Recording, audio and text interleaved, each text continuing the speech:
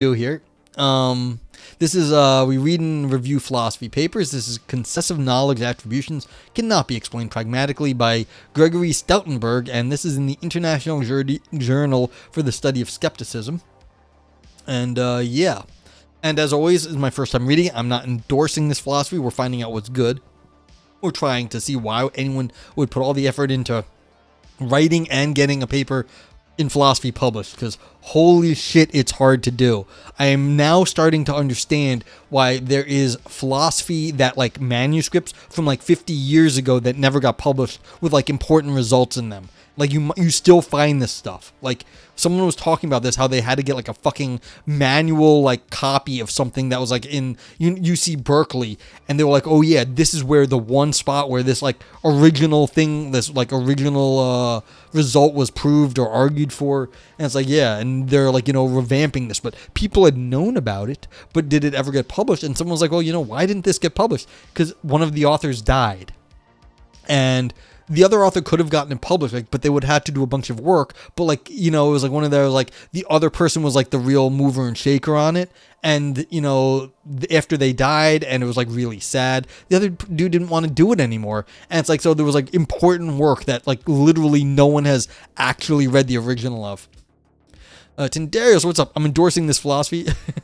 Yeah, I am not endorsing any philosophy. We are evaluating philosophy.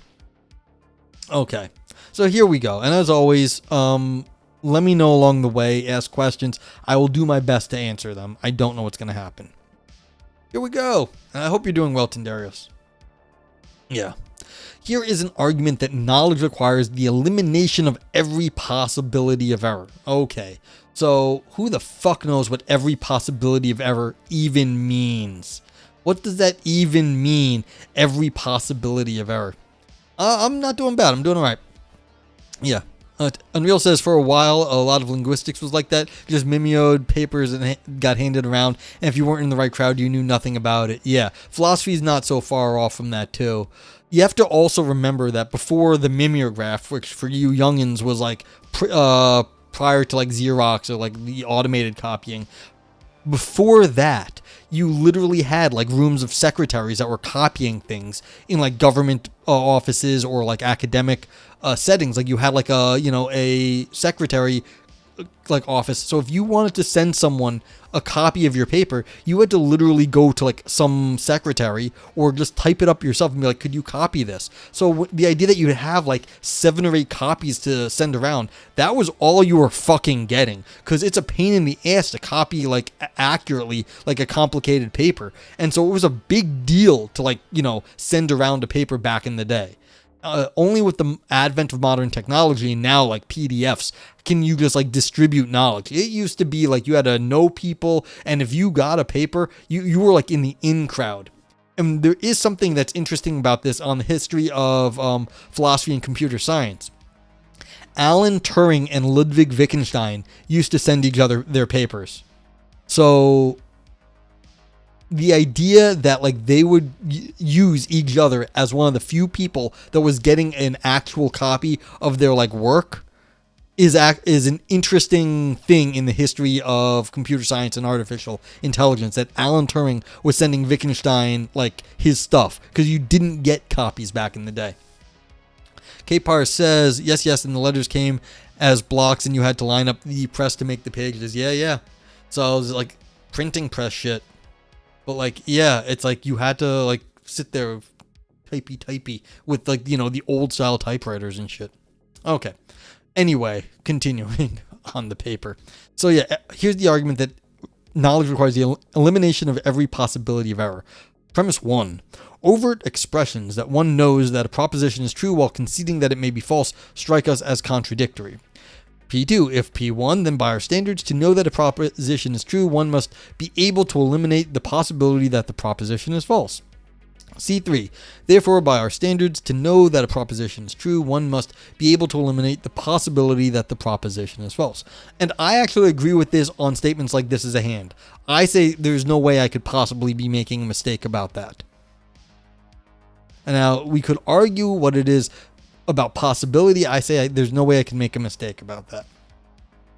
Okay, author says the argument is clearly valid. One might challenge the argument by arguing that one of its premises is false. In this paper, I defend both premises. A standard way of objecting to premise 2 is to offer a pragmatic explanation why concessive knowledge attributions, as in premise 1, sound false if they are often true, so I focus attention on that kind of defense of P2.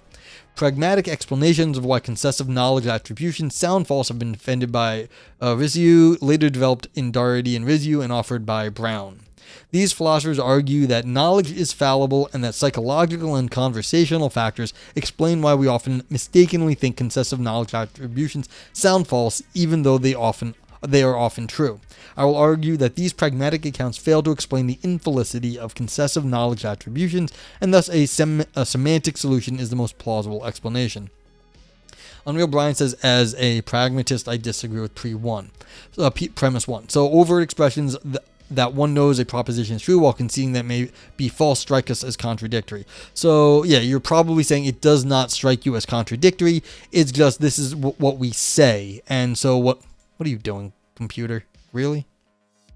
Yeah, so you're probably like, it does not strike you as contradictory, or the thing that, yeah, probably is just not a problem that, that it may be false is contradictory. So, what am I doing? What's this one? What's that do? No? I have no idea what's going on, but all right.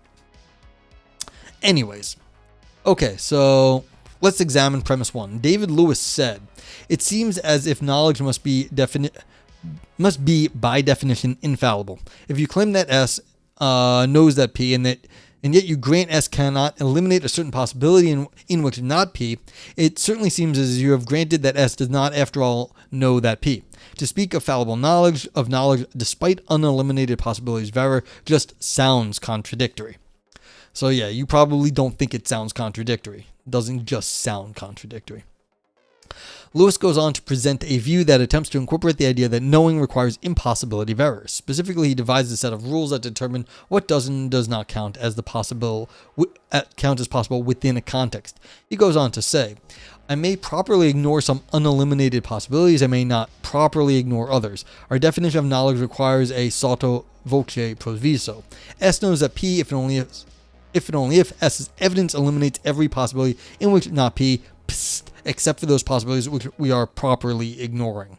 Yeah, so this is context-dependent relevance. You're saying, look, we know stuff if you ignore all the problems. But, I mean, that sounds very ad hoc. All the problems you don't like, all the problems what? So, yeah. That Lewis found himself led to adopt this awkward position shows how forcefully the intuition that knowledge is infallible pulls on even a staunch anti-skeptic. And like I said, I maintain this for things like I have a hand. I have no problem doing that. Anytime someone says like, oh, what if you're like, in the Matrix, or, it's a fantasy world, like evil genie, Descartes, like, demon.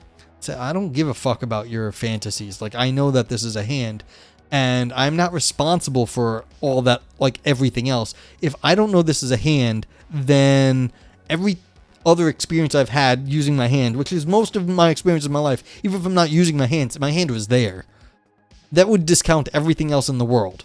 And so it's like, it doesn't matter if I don't have a hand, because that means I don't have a life and nothing else matters anyway. I might as well throw out the whole thing. If I don't have a hand, I'm throwing the baby out with the bathwater. It's like the whole thing is gone. So like, I have no problem actually holding this. And I mean, this is just my view on this stuff. So yeah. Okay. Sentences of the form that motivated Lewis toward a kind of infallibilist view of knowledge. S knows that P, but there is some Q that is incompatible with P that S cannot eliminate, are now known as concessive knowledge attributions. In the unlikely event that a reader does not hear the contradictory sound when saying or thinking of a concessive knowledge attribution, try one of these concessive knowledge attributions. 1. I know that the bank will be open on my way home from work tonight, but it might close before I get there. Kapar says, I mean, so far, this is a setup. I wonder where it's going to go. Yeah, I don't know where it's going to go because, as you said, this is all set up. There's nothing that's been claimed as of to now. They're just giving you examples all of a sudden right here. So, you know the bank will be open on your way home from work tonight, but it might close before you get there. I know my car is parked in the library lot, but someone might have stolen it already. You know your car is parked in the library lot, but someone might have stolen it already. Steve knows that he is looking at a zebra, but he cannot be sure it is not a disguised mule. Lumpy says, I juiced a pomelo and added an ounce of rum. It was okay. Well, that's unfortunate that was only okay, but I do like the idea of because that's basically grapefruit juice and rum. That does sound very nice, actually. Maybe I'll have a drink after this. I don't know. Yeah, I drank on Friday. Today's Sunday. But yeah. Let's see, do I have any mixers? No, I have nothing. I just have whiskey. Okay, these utterances all sound contradictory, just as Lewis claimed. Premise 1 is plausible. And I will tell you, Unreal Brian, I'm actually with you. I don't get such a strong, bad reaction from some of these things. When you, my sense of, to know things when people are just saying it like this. For the things I know I have a hand, then I draw the hard line. There's no question that, I might be mistaken that I have a hand. I know that I have a hand, but, it may have been cut off already. The fuck kind of question is that? It's right here. That doesn't make sense. For uses of statements like this, I think people are allowed to talk more loosely, and so maybe the pragmatist line is fine here. Frank says, I know that this thing is 99.999999% likely, but maybe the 0.00001 thing happened. Yeah. So the question is, are you saying something different at that point, Frank? Is that not what is meant? Now, if you define knowledge as over a certain percentage and you are over that percentage at this point, that's okay. But that might also be claimed to be begging the question where exactly you're drawing that line. But if you just take that statement, then you're injecting the probability into this, which is not there already. Because when you say, I know that the bank will be open on my way from work tonight, you're not saying it's very likely that it will be open. You're just saying it will be open. So there's a difference there, because in what is said here, there is no probability. In what you said there is probability. And so it's a different statement, at least in terms of the semantics and the philosophy. Frank says, people say no all the time when they mean predict 99%. Yes, but they're still different statements. Now, I'm perfectly okay with that's what they meant, but there is still a difference. Even philosophers who should know better? Yeah, and that's entirely true. So, but I don't want to be forcing statements on people. I'm not saying this is what everyone meant, because some philosophers will push back. They're saying that's not what I'm saying. I'm saying I know it. Now, if you're saying, well, you're just saying it, you're just saying the wrong thing, Mr. High and Mighty Philosopher, then you're getting into a different argument here. So, you're telling them what they are saying when they know that, they may secretly agree with you, but they're going to argue with you. They're going to say, that's not what I said. What I said is, this stuff here. So, yeah. Justified True Belief has entered the chat. Yes, and I dislike Justified True Belief.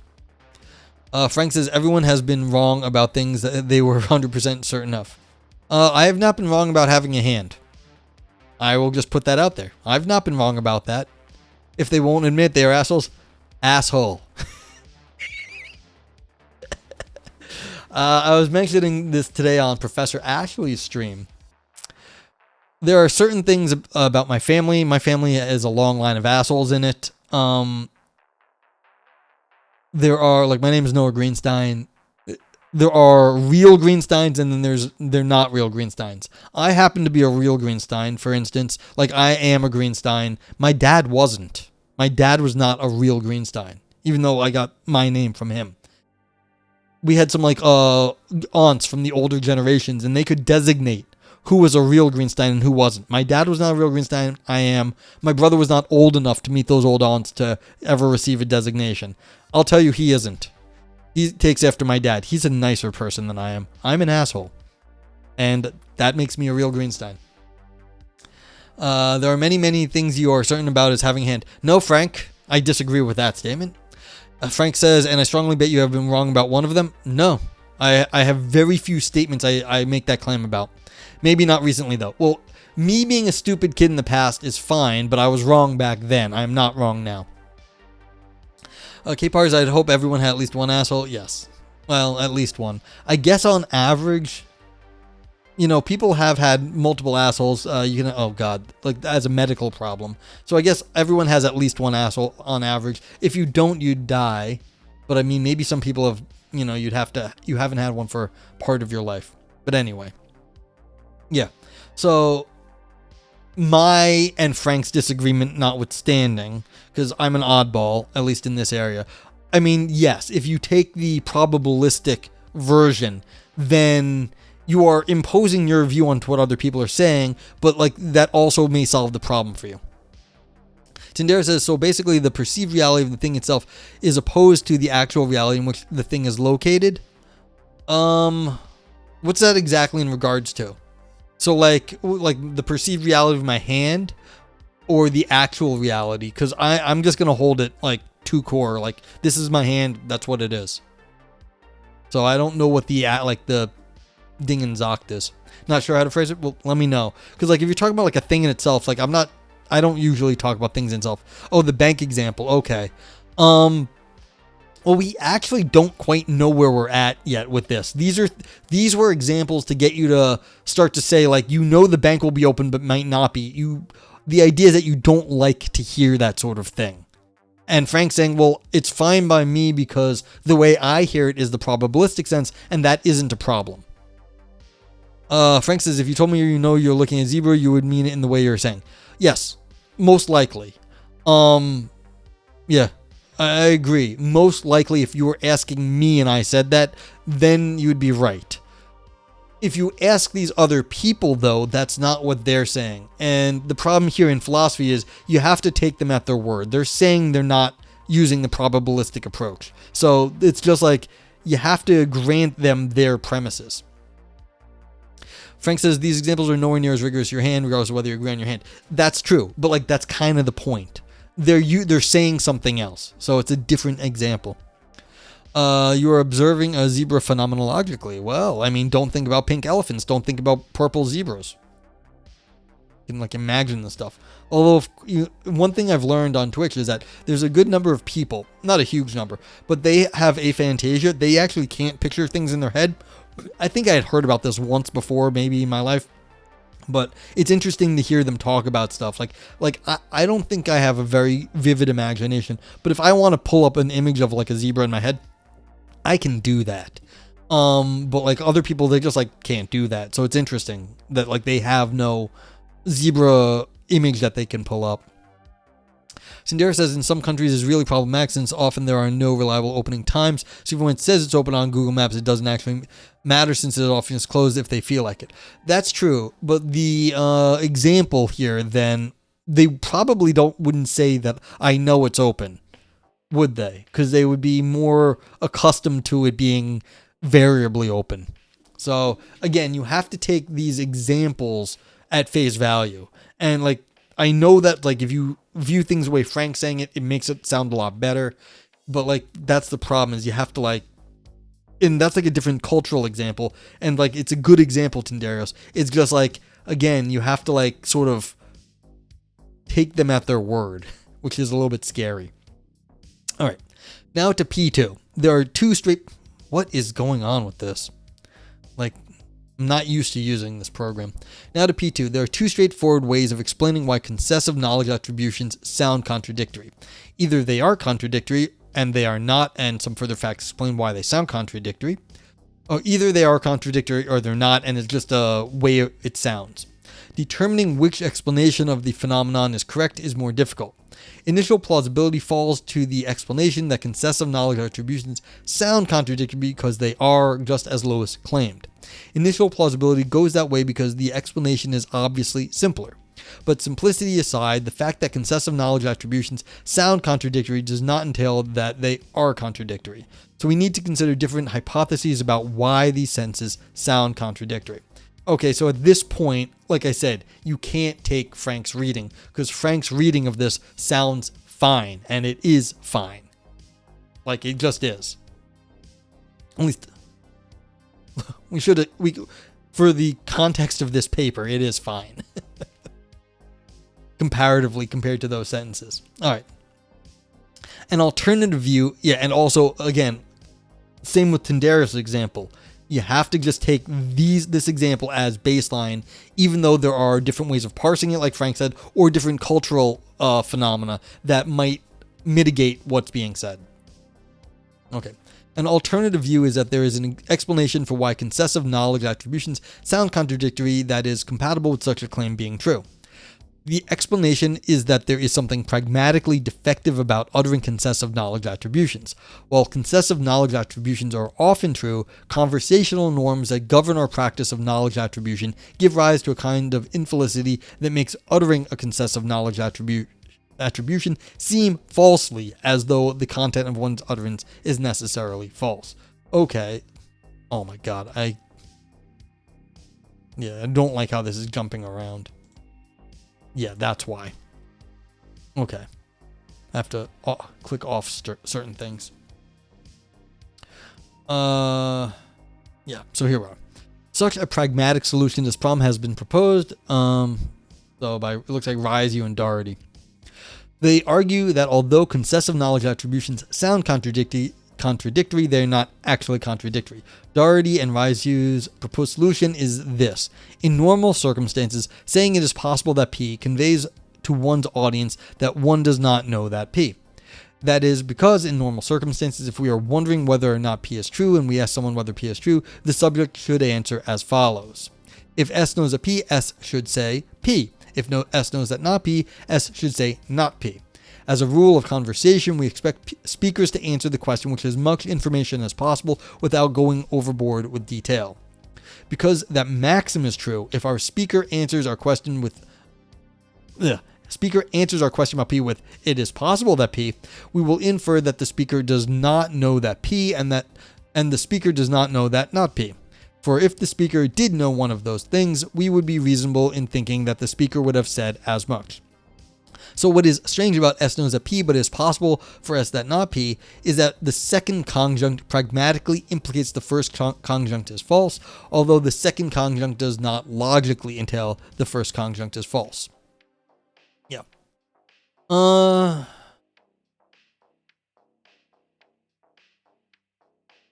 Yeah, I mean, this is fair.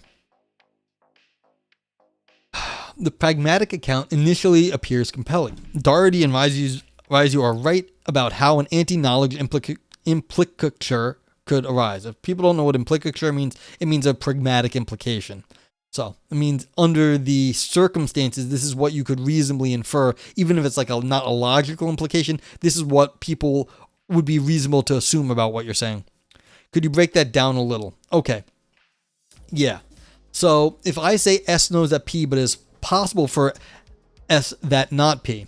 If I ask you, is it raining? And you say it's possible. Well, that would mean for me that you don't know if it's raining or not raining. Because if I ask you it's raining and you know it's raining, you say, yeah, it's raining. Or if I ask you if it's raining and you say, nah, it's sunny out, or it is not, yeah, it's sunny out, then you would answer either of those if I asked you, is it raining? But if I ask you if it's raining and you say, possibly, I don't know. Oh, you don't say I don't know. You say possibly. Then because people normally give the best answer that they can. The fact that you give the best answer you can without giving a definitive answer means you don't know. If you knew, you would just have done that instead of giving the more complicated, it's possibly raining out there. And so pragmatically, by giving the possibility answer, implies that you have neither knowledge of it's raining or knowledge that it's not raining. You don't have either of those. So the best thing you could say is maybe. So yeah. So, I mean, let me know if that was good K-pars. But like, it's not, the idea is that because of the way people give the best answer possible, it implies that you didn't have a better answer. Tyndareus says, yeah, with the car example, had the same with the bicycle I got stolen, so I just kept believing my bike is still there since that's the last thing I perceived, so I have to wait till you can update your knowledge despite the actual state of the thing itself. I don't know, my window is closed, I'm too lazy to open it. Yeah, okay. K-Par says, yeah, makes sense. Good. Frank says, or I know it is raining and I know it is not raining, and I don't have to explain my more complex logic to you. I mean, yes, but the idea is that on average, people are going to give the shortest, best answer that they can to a direct question. If you're saying I'm not explaining my knowledge of the rain to you, it's like, well, okay, but I just want to know, is it raining? I'm not asking for complexity here. Yeah, so K-pars, implies versus entails, or how to separate the implicates. Yeah, so this is the implicature. So the idea here is, it's in the pragmatic context.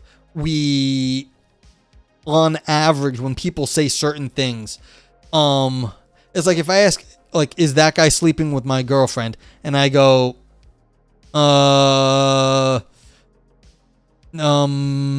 it's like, well, okay, you could have just said no. You could have just said yes, but the like the long wait there implies that there's more information that you don't want to reveal. And that would be an implicature. You didn't actually answer yes or no or maybe or anything, but the fact that you didn't answer at all gave more information, and that would be like something that wasn't implied because you could have said, well, I didn't answer, but the fact that you didn't answer is an answer in itself. Gotcha. Not like an implication. Yeah. So it's not a logical implication. It's a pragmatic implicature. Yeah. Exactly, Tinderis. Alexa, is it raining? No, it is not. Funny enough, it is raining here. So, yeah. All right. Yeah, so... I mean, Frank, if you've got, like, another question on that, I'm not sure I answered what you were saying, but, like, yeah. This pragmatic stuff is complicated. It gets very complicated. And, it, like I said, it doesn't work all the time. It's just... This is what happens on average quite often, what you can infer from the pragmatics of the context. And so depending on who you're talking to, it won't be the same. So yeah. All right. So continuing. If I say, I don't like Zeke, my audience will at first understand me as having expressed that I dislike Zeke. But I did not say exactly that. I merely claim not to like Zeke. Perhaps I am ambivalent about Zeke. In normal context, I dislike Zeke is what speakers intend for their audience to hear from I don't like Zeke. And in general, our communicative intentions are successful because our hearers understand them. Yeah, see, this is getting more difficult. Like, this may not be the case for everybody. Alright, that explains why I don't like Zeke would be understood in normal conversation as I dislike Zeke. It also explains why it is possible that not P would be heard as I do not know that P. Because in normal context, I do not know that P is what a speaker would typically try to convey with it is possible that P. For again, if I am playing by the normal rules of conversation and I know that P, I ought to assert the stronger and say P when asked about P, just as Doherty and Ricew argue. So pragmatic explanation successfully explains why we would initially uncritically hear the second conject in a concessive knowledge attribution as contradicting the first. But concessive knowledge attributions continue to sound contradictory even after the pragmatic explanation is offered, contrary to the normal pattern for implicature. It only takes a little emphasis to convince my audience that I did not literally say I dislike Zeke. It takes little effort to see the difference between the semantic content of the utterance and the implicature, even if the hearer missed it initially. Through this sort of clarifying procedure, I didn't really say that P, I only said that Q, etc. We distinguish in actual cases what is said from what is implicated. However, concessive knowledge attributions continue to sound contradictory even after a speaker attempts to cancel the implicature. Consider how a clarifying speech would be heard after making a concessive knowledge attribution. After saying I know that P, but I might be wrong as to whether P, I didn't say I don't know that P, I just said that I might be wrong about P. In fact, I do know that P. The grading sound gets worse, not better. Yeah, so a lot of times you say, look, I don't like P, but I can also say I don't dislike Zeke either. Peak. What am I saying? Peak. Zeke. I don't know any Zekes. I do know a Pete, and I do quite like Pete. So, yeah. So if I say I don't I don't like Pete, but I can then also say I don't dislike Pete. We're just like, he's just an acquaintance. I don't know him that well. If I say it's raining, but it's possible that it's not, but like I'm just saying, no, I don't know that it's raining, but it's possible it's not, but I do in fact know that it's raining, it gets worse. Yeah. Frank says, I think my point would be better that it doesn't matter to me what the other person means when they say I know X. To me, hearing it can never mean something absolute. I suspect between any two people, the same thing will happen, but I don't want to make such a big claim. Fair. I mean, a lot of this like natural language philosophy where they're trying to talk about how people generally speak and explain what's going on is only, it only gets you so far, because not everyone talks in the same way. There's cultural differences, as Tindarios brought up. Like, this sort of thing might not get said in certain cultures, or when it's said there, it means something obviously different. So this does have a lot of cultural relativity. Frank continues, that being the case, it doesn't matter whether these people mean I know, like Frank does, or if they mean it more certainly. They are saying it to me. I understand the communication that happens according to the way I understand it. And that's fair. Yeah. Frank says when they say blue, it doesn't trigger the same neurons in my head that it does in their head. Yeah. So that's okay. But I mean, like I said, you still have to, every communication is a negotiation, a compromise. Absolutely. But that's also part of the problem here, is you have to take what this author is saying seriously, because people do speak in this way, even if it is maybe not the best way of speaking. Yeah. And to be fair, I've changed how I've spoken over the years. Like, I've done a lot of work to eliminate things I've said that I think have had bad philosophical bases or bad implications. And so I've like eliminated like speech patterns that I used to use. I can't even remember what they are anymore. Like, they're just gone. So it's like I don't speak like I used to. And I mean, it's an interesting thing because I don't remember how I used to speak, but like that also means I can't quite remember how I used to like reason about stuff either. So, me being a weirdo. Okay. Consider some examples from earlier with the implicature canceling clauses added. 1 star. I know that the bank will be open on my way home from work tonight, but it might close before I get there. And I really do know that the bank will be open. 3 star. I know my car is parked in the library lot, but someone might have stolen it already. And I really do know that it is still parked in the library lot. 5 star. Steve knows that he is looking at a zebra, but he cannot be sure it is not a disguised mule. In fact, Steve knows that it is a zebra. In each case, attempt to cancel the implicature intensifies the contradictory character of the concessive knowledge attribution. The demand for an explanation of the contradictory character of concessive knowledge attributions has not been satisfied but strengthened, as the post-cancellations of 1 star through 5 star are all themselves concessive knowledge attributions that sound even more clearly contradictory than those they are intended to correct. As a result, while the Doherty Rise-U pragmatic explanation suffices to explain how an implicature of I don't know that P could be generated from it is possible that not P, it fails as an explanation of why concessive knowledge attributions sound contradictory. That is because it cannot account for the contradictory sound of a concessive knowledge attribution uttered in the context of a corrective explanation as to why a previous concessive knowledge attribution was not contradictory. It cannot do all of that in a way consistent with how implicature normally works, and more specifically, with how cancellation normally works. So the pragmatic account defended by Doherty and Rise-U is false or special pleading. I don't know. Did you get that? I mean, I understand this. I have enough of a background to get like, okay, when you say something and then you say, but it's possibly not that, but then you say, but I really do know it, then it's like, then why did you say it was possibly not if you really do know it? Those two things sound bad.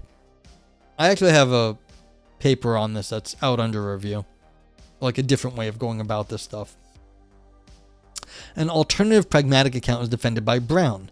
Brown suggests that knowledge attributions serve as a heuristic for signaling that, for practical purposes, very unlikely possible very unlikely possibilities of errors can be ignored. So this might be closer to what Frank was saying. When you are this close to certainty, you can ignore it. Kate Parr says, how did your paper handle it, if I'm allowed to share? I'm not going to share. It's not that complicated, but it would take me a little far afield, and I don't like sharing stuff I've written because this is a public forum, and if any of it gets out, it'll be very easy to identify me with my paper because I make very unusual claims. So, like, it'd be very easy to pin it to me. I doubt anyone would look, but I generally don't talk about stuff under review. Okay. When a speaker attributes knowledge, then, the speaker thereby urges hearers to discount certain error possibilities for practical purposes. As a result, if one attributes knowledge at P to S, and then one adds that some not P possibility remains a live possibility, what is implicated by S knows at P is that very unlikely possibilities relevant to P can be ignored, while what is stated in the concessive clause makes salient a possibility that is relevant to P. Brown notes that this account is compatible with concessive knowledge attributions being either infelicitous, the normal case, or felicitous. And if you guys don't know what they mean by this, infelicitous is generally, I hate how this thing jumps around like that. When you're talking about infelicity in philosophy of language, that means it sounds bad. Like this is something you can't say. But what Frank was saying is the felicitous version, which would be this is okay to say. So where you're talking about the probabilities where it's okay to say that when I mean knowledge, I mean 99.99999%. And that sounds fine. Sindera says there are also language-specific associations. When I hear the word blue, I think about Blau in German. It also reminds of Blaukraut, German red cabbage, but I don't think about the same association in English since there's no similarity. Yeah, so that's a good point too. Like, even the language has different relations than the cultures do because the words just, go together differently. And so it gets massive. This is what philosophers of language and linguists study, how all of that works together. So, okay. A concessive knowledge attribution will be infelicitous and true when a subject's epistemic position is good enough to count for knowledge, so that a knowledge attribution signals that a range of error possibilities may be ignored, but practical matters make the mentioned chance of not be practically relevant.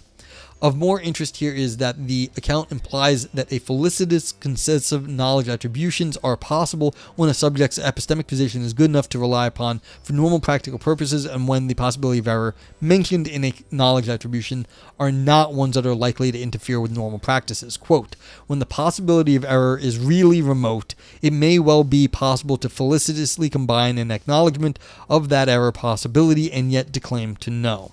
Yeah, and I think this is very much in line with what Frank was saying, where you can say that you know it, but there's still a possibility of error, but the possibility of error is really remote.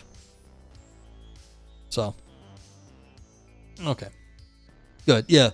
I'm happy they got to this, a view that is close to yours so that we can discuss it. Brown offers the following examples.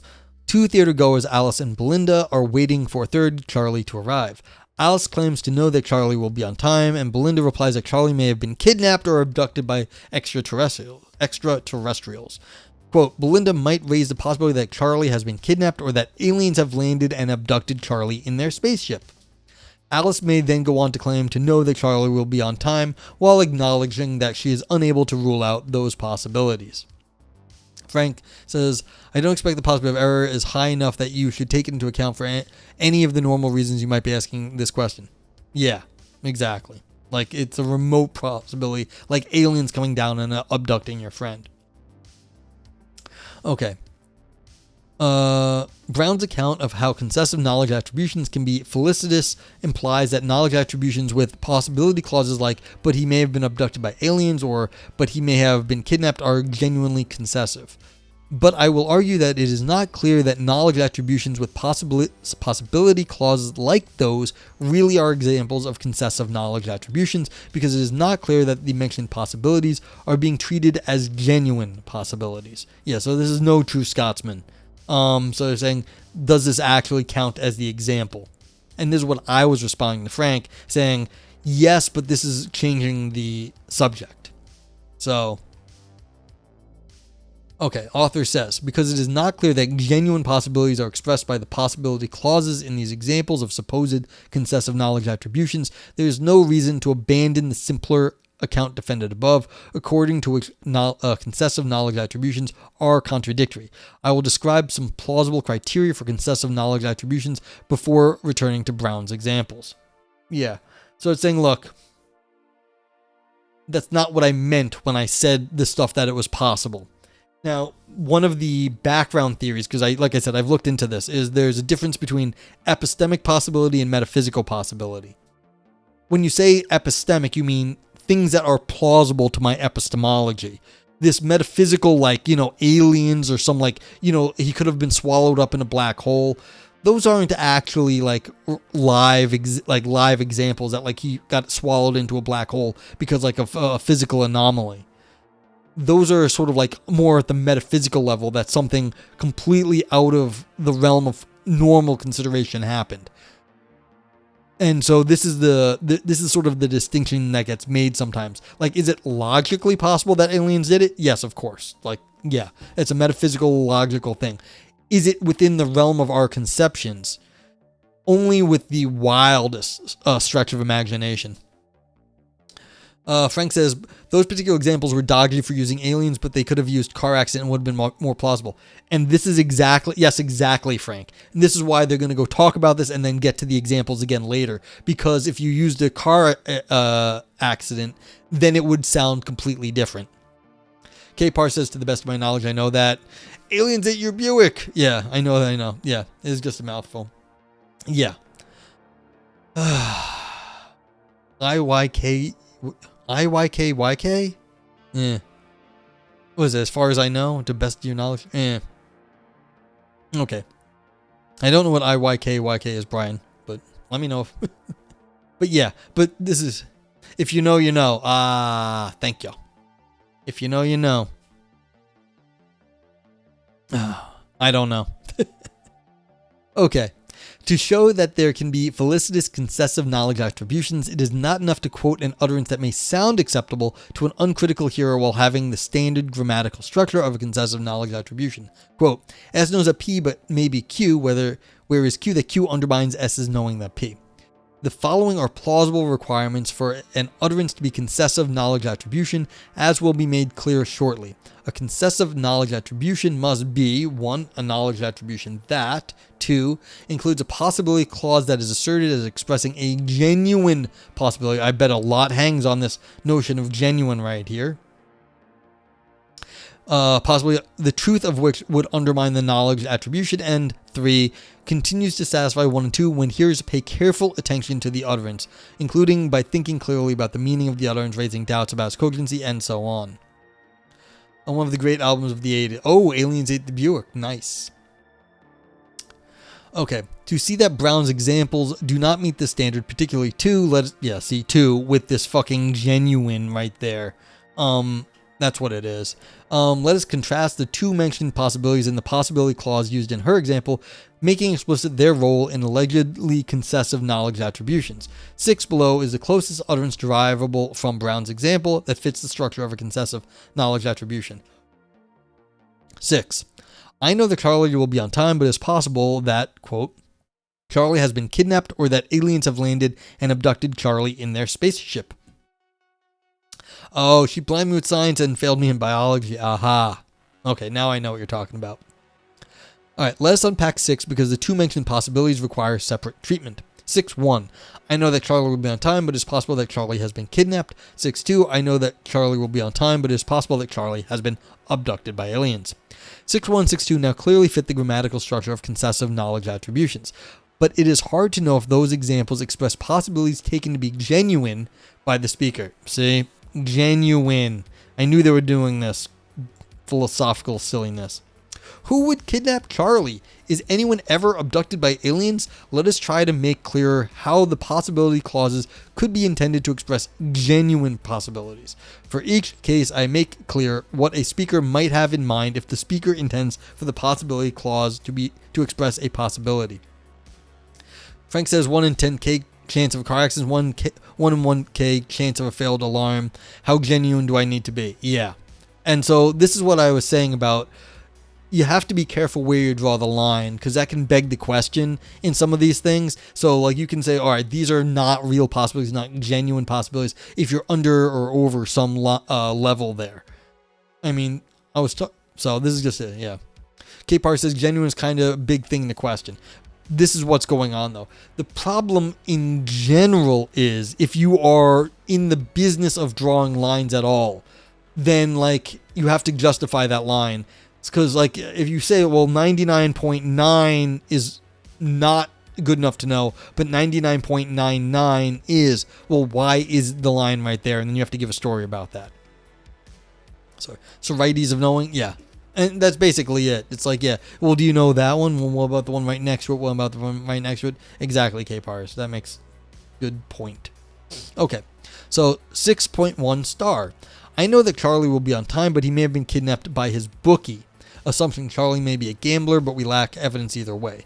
6.2 star. I know that Charlie will be on time, but he may have been abducted by aliens. Assumption there may be aliens that abduct humans from time to time.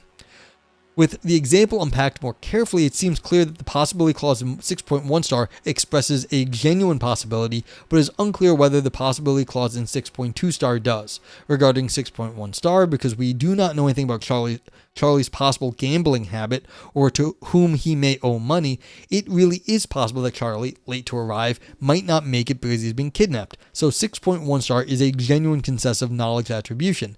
Regarding 6.2 star, it is unclear that the speaker regards the abduction possibility as genuine, and thus it is unclear if 6.2 star is a concessive knowledge attribution. If the possibility clause is not a genuine assertion about an event that the speaker takes to be possible, then 6.2 star is not a concessive knowledge attribution because it does not concede anything. It simply uses words as though they express a possibility that is not taken to be possible at all. Yeah, and so if you were putting it out of the realm of possibility that aliens are going to abduct Charlie, then you actually haven't said something because it is really out of the realm of possibility. It may that be that Charlie's in my basement? Yes. I really hope not. Really, really hope not. But I guess it's possible. Okay, looking just at the possibility clauses, is 6.2 star like or unlike the following? 7. I know that Charlie will be on time, but he may have been crushed by a very heavy object that was simultaneously both perfectly cubical and perfectly spherical. I know that Charlie will be on time, but he may have been distracted by a successful proof that 1 equals 0. I know that Charlie will be on time, but he may have been thrown from a bridge by the legendary Bigfoot. 10. I know that Charlie will be on time, but he may have become victim of spontaneous human combustion. Frank says, Charlie might have been abducted by aliens. Zoom out. This is in a Men in Black movie. Yeah, so there we go. But again, in that world in Men in Black, then the possibility of being abducted by aliens is actually very, very possible, very, very likely compared to what I think our understanding of abducted by aliens in this world is. So, much more likely in the Men in Black universe. Okay. So in each of 7 and 10, the possibility clause does not express a genuine possibility, but all three fit the grammatical structure of a concessive knowledge attribution. 1 in 10, honestly? Yeah, maybe. Okay, yeah, so again, so this is, I know Charlie will be on time, but something like metaphysically impossible. Okay. Evan, thank you for the subscription. Thank you for your Prime subscription, too. How you doing, Evan? May the 4th be with me. May the 4th be with you. Evan's an old Minesweeper buddy. We should give Evan a shout. He's back to streaming way more regularly now. But yeah, if you are interested in Minesweeper content, head over to Evan's. I gotta go catch one of your streams. I haven't been on Twitch as much as I haven't been around Twitch as much as I should be. I've been just sticking to my little stuff. Evan, I cannot plan that far ahead at the moment. I'm sorry. Like, maybe, but I can't think about any, like, I'm too busy at the moment. I'm gonna have to like put off planning till next month, unfortunately. But yeah, we're going to there's a World Minesweeper tournament in Madrid, so we I do have to make plans on that. At the moment, unfortunately, Evan, I just can't say. So yeah. Oh yeah, we'll do. But like, yeah. So World Minesweeper tournament first in like 15 years. So we're trying to, there's like now a World Minesweeper esports federation. So like there is actually like this World Minesweeper thing, trying to get this going. So it's like, yeah. But thank you for the Prime again. I do appreciate it. You only get one Prime sub, more money for me, less money for Jeff Bezos. Yeah. Thanks. Okay, where was I? Yeah, so we were talking about like, yeah, it's unlikely that supernatural beings like Bigfoot or whatever, or spontaneous human combustion, like these things that don't actually happen. Although we were talking about the Buddha earlier in the stream. There is a nice story about the Buddha. So there was an evil man who was saying bad things about the Buddha, and the Buddha goes to see the man and be like, yo, dude, what's the deal? And the man's just a complete asshole. And the Buddha is just like, dude, don't be like this. You should be like, better person and stuff. And the guy's just a terrible person.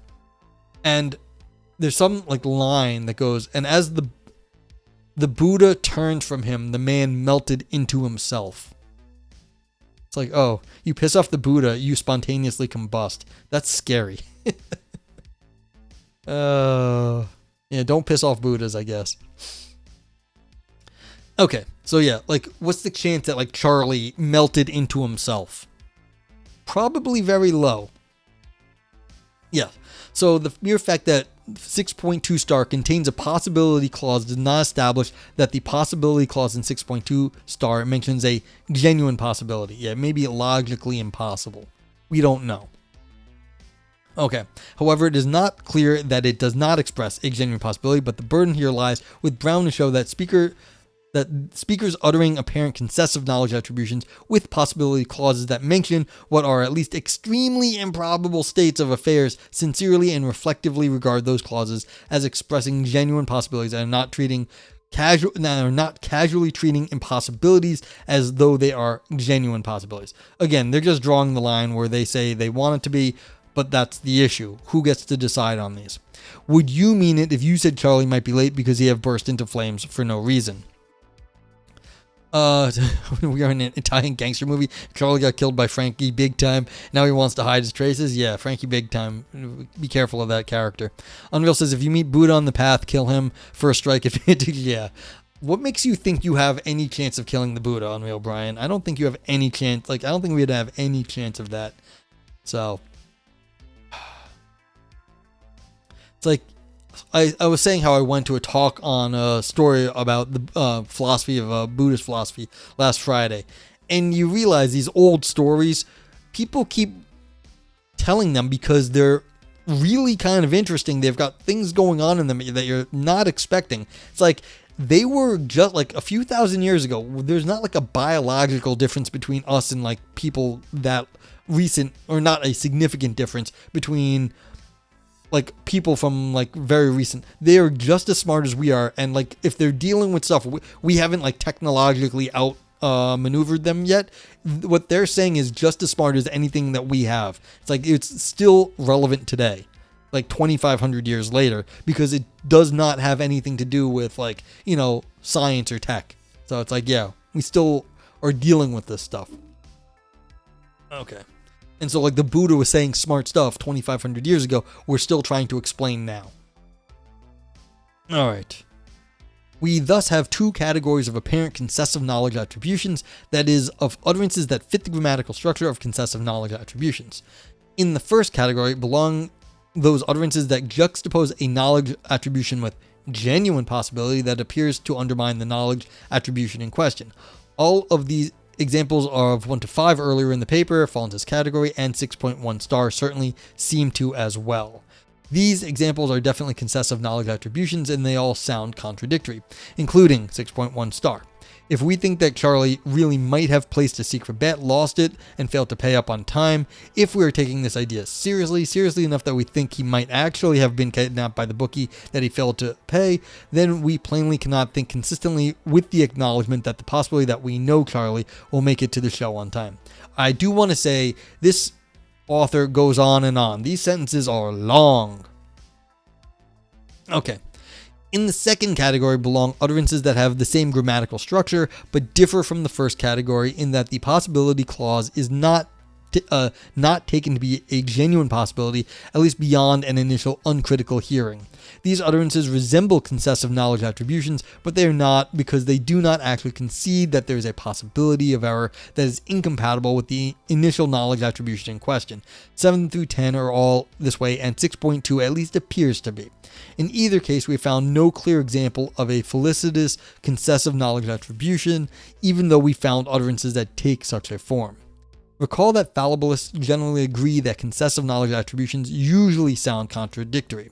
The burden is on fallibilists to carve out an exceptional class of concessive knowledge attributions that are not contradictory and to explain in a principled way why we take them to be contradictory when they are not, or to demonstrate that, heard and understood in the right way, some concessive knowledge attributions do not sound contradictory.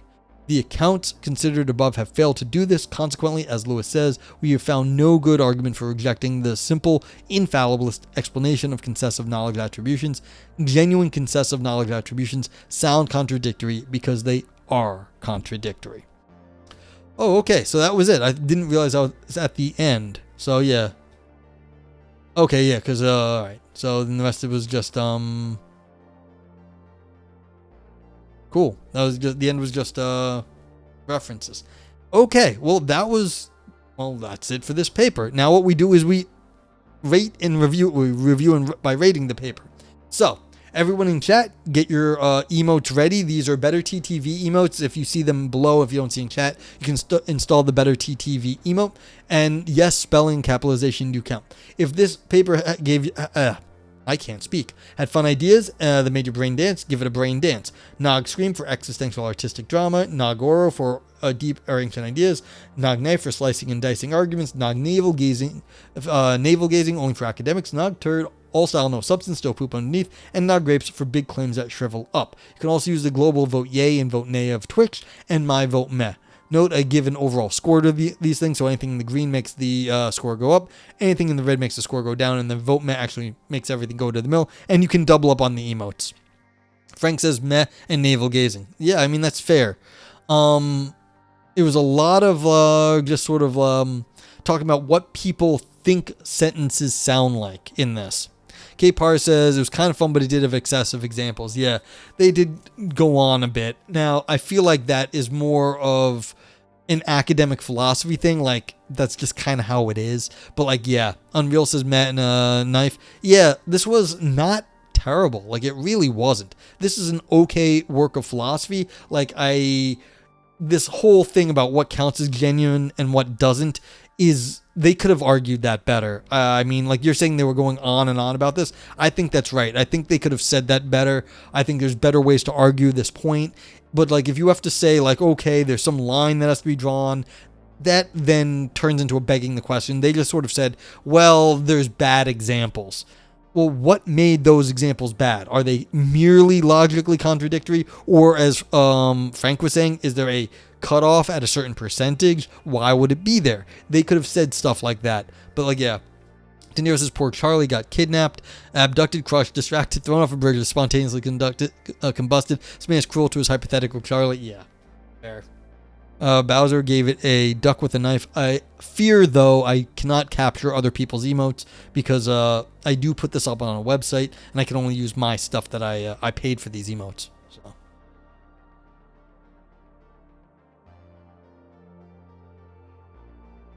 Yeah, Charlie abuse. Fair. What do I have to say? I think I'm mostly with chat here. It had some good qualities to it. This is not the worst paper. I mean, I think it made a good point. Yeah. Free Charlie. Let's see. What would I say?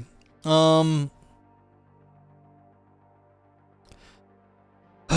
I mean, I feel like this wasn't like super bad navel gazing. Like it was okay as far as philosophy papers go.